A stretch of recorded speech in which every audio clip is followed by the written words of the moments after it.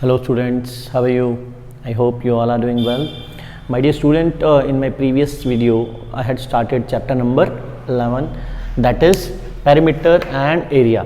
In today this video we are going to start 11.1 and I will do 1, 2 and 3 questions, first 3 questions of 11.1 exercise. Okay, so let us start from question number 1.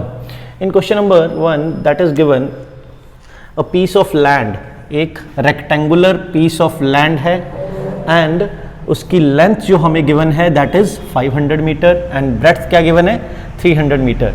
Okay, and we have to find its area. Okay, तो area of rectangle क्या formula था, मैंने previous lecture में बताया था, that is length into breadth, L into B. हमें L और B given है, वैल्यू पुट कर देते हैं, that is 500 into 300. It's multiply will come 5 3 15 and आगे जितनी जीरोज हैं वो काउंट करके लिख देंगे 1 2 3 4. This is the short trick to do the multiplication, कि जब आपको कुछ इस तरीके के डिजिट्स दिए हों जिनमें जीरो जीरो ज़्यादा हैं, ठीक है, 100 में, 1000 में, लैक्स में, तो उसमें जो जीरो से बड़ी वाली वैल्यू जो भी है 1 2 3 4 5 6 7 8 9 टिल 9 तक की जो वैल्यूज होती हैं उनको मल्टीप्लाई कर दीजिए, बाकी आगे की जीरोस काउंट करके लिख दीजिए, आपका आंसर सही आ जाएगा. ठीक है, but only the last zeros. अगर इससे पहले कहीं 1 0 और है तो वो वाली जीरो नहीं, वो फिर आपको जीरोस के साथ ही काउंट करनी पड़ेगी. ठीक है, so here it will come 1,50,000 metre square. इसका फर्स्ट पार्ट हो गया जिसमें हमें क्या फाइंड करना था, एरिया. ओके, इसी क्वेश्चन में एक सेकंड पार्ट और है. In that part the rate of this land, rate is given 10,000 per metre square. Rate क्या होता है बच्चों, रेट होता है किसी यूनिट क्वांटिटी की वैल्यू मॉनेटरी टर्म्स में. ठीक है, सो यहाँ पे हमें क्या दिया हुआ है 1 मीटर स्क्वायर. ये जो बीच में स्लैश लगाते हैं इसको हम बोलते हैं पर मीटर स्क्वायर, ये पर यूनिट क्वांटिटी का सिंबल होता है. Okay, so what is this 10,000 per metre square. So the total cost is equal to rate into area. Cost का क्या फॉर्मूला होगा, rate into area. Now put the value. Rate हमारे पास है 10,000 into area हमारे पास है 1,50,000. So similarly मैंने आपको बोला था कि जीरो से जो बड़े वाले डिजिट है उनको मल्टीप्लाई कर दीजिए. 1 और 15 को करेंगे, it will come 15 and then after उसके बाद के जो जीरोज हैं वो लगा दीजिए. 4 जीरो यहां पर हैं, 4 यहां पर हैं, टोटल 8 हो जाएंगे.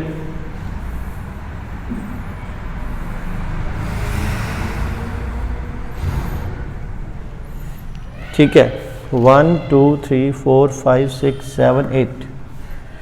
So it will come this much rupees. ये आ गया इसका फाइनल कॉस्ट. डियर स्टूडेंट्स, अगर किसी को ये जीरो वाला मेथड जो है मल्टीप्लिकेशन का, ये ट्रिक अगर किसी को नहीं समझ आ रही है, आप सिंपल जो आप पहले जिस तरीके से मल्टीप्लाई करते हो वैसे मल्टीप्लाई कर सकते हो.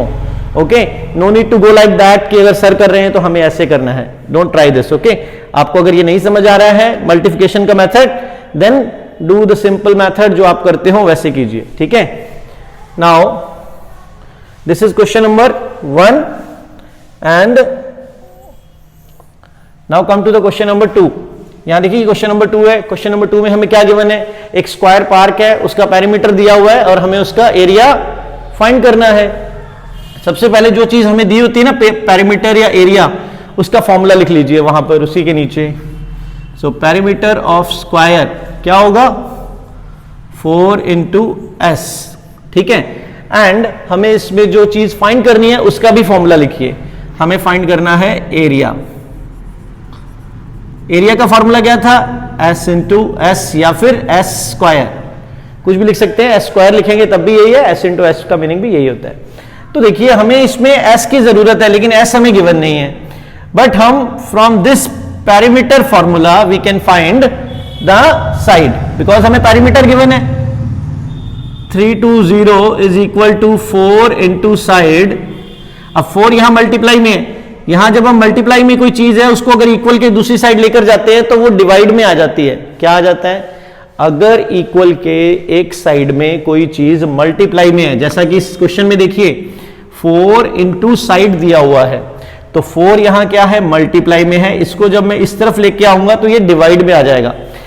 जब भी कोई दो क्वांटिटीज, दो कोई इंटीजर हैं, दो कोई न्यूमेरिक वैल्यूज हैं, वो इक्वल के दोनों तरफ दिए हैं, अगर किसी एक क्वांटिटी को दूसरी तरफ लेकर जाते हैं तो उसका साइन चेंज हो जाता है। अगर वो इंटीजर या वो न्यूमेरिक वैल्यू मल्टीप्लाई में है तो दूसरी साइड में जाएगी तो वो डिवाइड में हो जाएगी। अगर ऑलरेडी वो डिवाइड में है तो दूसरी साइड में जाने पर वो मल्टीप्लाई में हो जाएगी।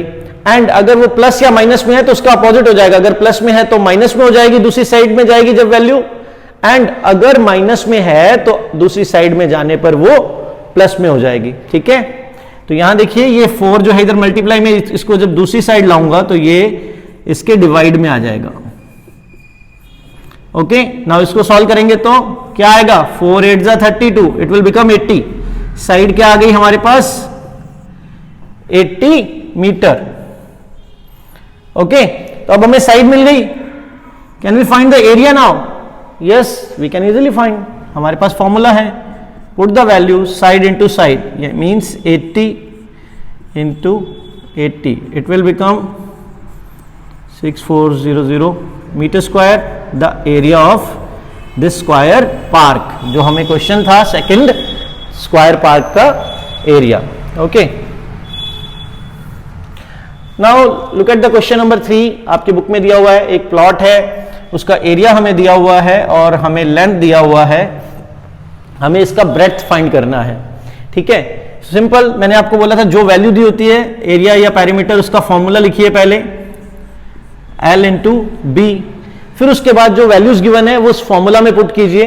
कैसे, जैसे यहां पे मैंने A लिखा है, एरिया हमें गिवन है 440, L हमें गिवन है 22, ब्रेड्थ हमें नहीं पता, इसको एज इट इज लिख दीजिए। नाउ जैसा मैंने आपको यहां बताया था कि 4 इधर आया तो डिवाइड में, सेम 22 इस तरफ है, लेकिन मैं इसको इधर लाऊंगा तभी ब्रेड्थ बचेगा उधर, तो मैं इसको जब इधर लाऊंगा it will become equal to B. ठीक है, एंड जब इसको डिडक्ट करेंगे 22 2 जा 44 and 0, so the breadth will come 20 metre, या b इक्वल 20 मीटर लिख लीजिए, इसको इक्वल में होता है तो इसका कोई फर्क नहीं पड़ता है कि b इधर लिखा या इधर। ठीक है, so the answer is breadth is 20 metre.